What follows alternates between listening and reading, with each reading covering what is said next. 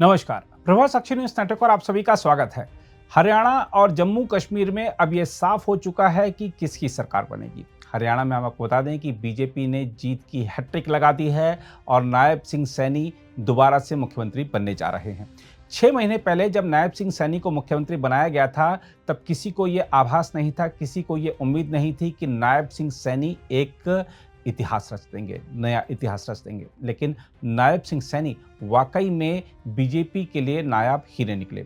उन्होंने बीजेपी को स्पष्ट बहुमत दिलाकर, उनके नेतृत्व में ही बीजेपी ने चुनाव लड़ा था, घोषित मुख्यमंत्री उम्मीदवार थे। उनके नेतृत्व में जिस तरह से बीजेपी ने स्पष्ट बहुमत हासिल किया है, वो दिखा रहा है कि नायब सिंह सैनी को कमान सौंपकर बीजेपी ने कितना सही फैसला किया था। एक चीज और देखने को मिलती है कि बीजेपी ने जब जब चुनाव से 6-7 महीने पहले मुख्यमंत्री बदला है, तो वहां पर उसे कामयाबी मिली है। हम आपको याद दिला दें कि गुजरात में भूपेंद्र पटेल को भी ऐसे ही विधानसभा चुनाव से पहले लाया गया था, वहां पर बीजेपी को सफलता मिली। इसी तरह से उत्तराखंड में पुष्कर सिंह धामी को चुनाव से पहले लाया गया था, वहां पर सफलता मिली। तो बीजेपी को लगातार ऐसे तरह से सफलता मिलती रही है और जिस प्रकार से हरियाणा के जो चुनाव परिणाम आए हैं, वो चौंकाने वाले भी हैं। और कांग्रेस ने जिस तरीके से चुनाव लड़ा, इसलिए और दलों को भी उससे सबक लेना चाहिए, कांग्रेस को भी आत्मचिंतन, आत्ममंथन करना चाहिए। हम आपको बता दें कि हरियाणा के ताजा आंकड़े यह हैं कि बीजेपी 49 सीटों पर बढ़त बनाए हुए है और तमाम सीटें उसने जीत भी ली हैं। इसके अलावा अगर हम बात करें कांग्रेस की, तो 35 सीटों पर बढ़त बनाए हुए है, कुछ सीटें उसने जीत ली हैं, अन्य जो हैं वो 6 सीटों पर आगे हैं।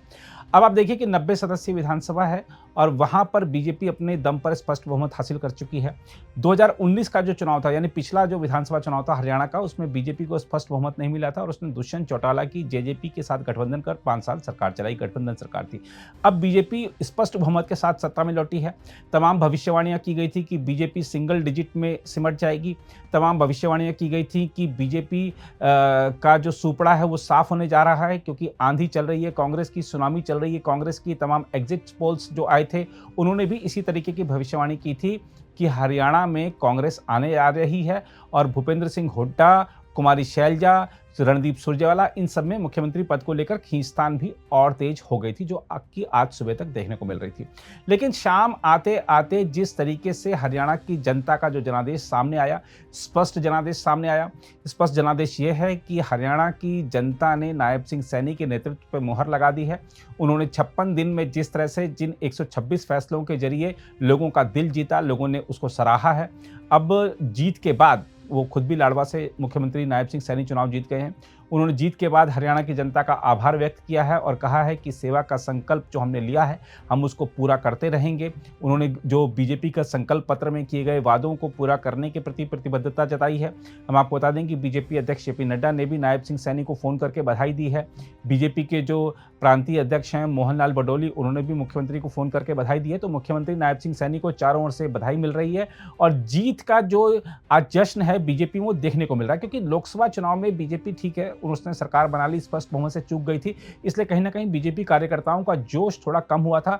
आज तमाम बीजेपी की जो राज्य इकाइयां हैं, वहां पर जिस तरह से ढोल नगाड़े बज रहे हैं, हरियाणा की जीत को देश में बीजेपी की जीत के रूप में देखा जा रहा है, दिखाया जा रहा है। वो दिखा रहा है कि बीजेपी इस जीत को अच्छे से आगे आने वाले महाराष्ट्र और झारखंड चुनाव में भी भुनाना चाहेगी।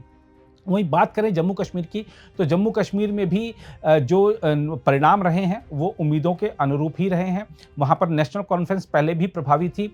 पीडीपी पिछली बार वहाँ पर सत्ता में थी बीजेपी के साथ गठबंधन करके, और अब जो वहाँ पर है, हमने देखा कि किस तरीके से नेशनल कॉन्फ्रेंस ने मजबूती के साथ चुनाव लड़ा। और नेशनल कॉन्फ्रेंस और कांग्रेस का जो गठबंधन हुआ था, उसमें लेफ्ट पार्टी भी शामिल थी। इन्होंने 48 सीटें हासिल कर ली हैं, जो कि स्पष्ट बहुमत से ज़्यादा है वहाँ पर।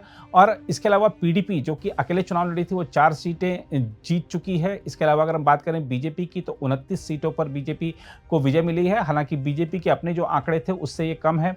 बीजेपी की जो प्रदेश अध्यक्ष रविंद्र रैना, जिन्होंने लंबे समय तक बीजेपी को वहां पर मजबूती दिलाने का काम किया, वो खुद अपना चुनाव हार गए हैं। अन्य जो हैं वहाँ पर 9 सीटों पर आ गए हैं और अवामी इत्तेहाद पार्टी हो चाहे अपनी पार्टी हो, ये सबका जो थी वो हवा निकल गई है। जितने भी दलों पर आरोप था कि वो बीजेपी के प्रॉक्सी हैं, उन सबकी हवा निकल गई है। और अगर हम देखें सज्जाद लोन मामूली अंतर से चुनाव जीत गए हैं, जो कि उनके लिए बड़ी राहत की बात है, क्योंकि गुपकार गठबंधन से अलग होने के बाद वो अलग-थलग से पड़ते दिख रहे थे। तो सज्जाद लोन को एक तरह से संजीवनी मिली है आज की जीत से। तो कश्मीर का जो परिदृश्य है वो साफ है कि जम्मू जो इलाका है वो बीजेपी का गढ़ बना हुआ है। कश्मीर में नेशनल कॉन्फ्रेंस मजबूत है। हालांकि नेशनल कॉन्फ्रेंस और कांग्रेस के गठबंधन ने जम्मू में भी बीजेपी के वोट बैंक में सेंध लगाई है। आने वाले दिनों में बीजेपी को जरूर इस पर आत्मचिंतन करना होगा कि उसके जो अपेक्षाएं थी वहां पर जम्मू कश्मीर में वो क्यों पूरी नहीं हो पाई।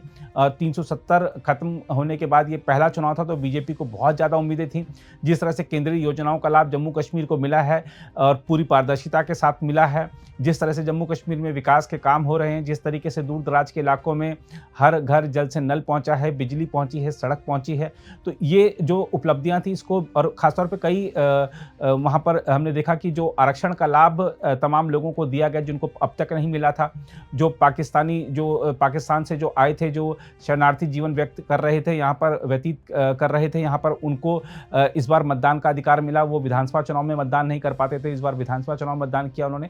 तो तमाम ऐसे फैक्टर थे जो कि दिखा रहे थे कि बीजेपी सत्ता के करीब जाएगी और निर्दलीयों के समर्थन से सरकार बनाएगी, लेकिन ऐसा नहीं हो सका है और स्पष्ट बहुमत के साथ वहां पर नेशनल कॉन्फ्रेंस आ गई है। तो ताजा आंकड़े हैं, मैं आपको बताया कि अब परिदृश्य साफ हो चुका है। उतार चढ़ाव बहुत मामूली रहने वाला है।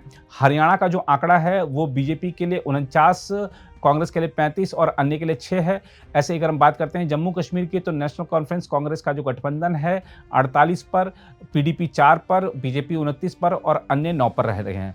तो जनादेश 2024 का जो विधानसभा चुनाव का था वो पार्ट 1 हरियाणा और जम्मू कश्मीर का सामने आ चुका है। पार्ट 2 महाराष्ट्र और झारखंड, अब कभी भी चुनाव घोषित हो सकते हैं। देखना होगा कि आने वाले दिनों में राजनीति किस करवट और बैठती है। एक ताज़ा अपडेट हम आपको और दे दें कि प्रधानमंत्री नरेंद्र मोदी आज शाम 7 बजे भारतीय जनता पार्टी के मुख्यालय पर आएंगे और बीजेपी के कार्यकर्ताओं का जो जश्न चल रहा है उसमें वो शरीक होंगे। प्रधानमंत्री नरेंद्र मोदी बीजेपी के कार्यकर्ताओं को संबोधित भी करेंगे, क्योंकि जीत बहुत बड़ी है। इस जीत की कल्पना किसी ने नहीं की थी हरियाणा में। अप्रत्याशित जीत है, अभूतपूर्व जीत है। अगर आप भी लेना चाहते हैं देश दुनिया की तमाम जानकारी, तो आज ही सब्सक्राइब करें हमारे चैनल को। साथ ही नीचे दिए बेल आइकन को जरूर दबाएं ताकि हर अपडेट आप तक पहुंच सके।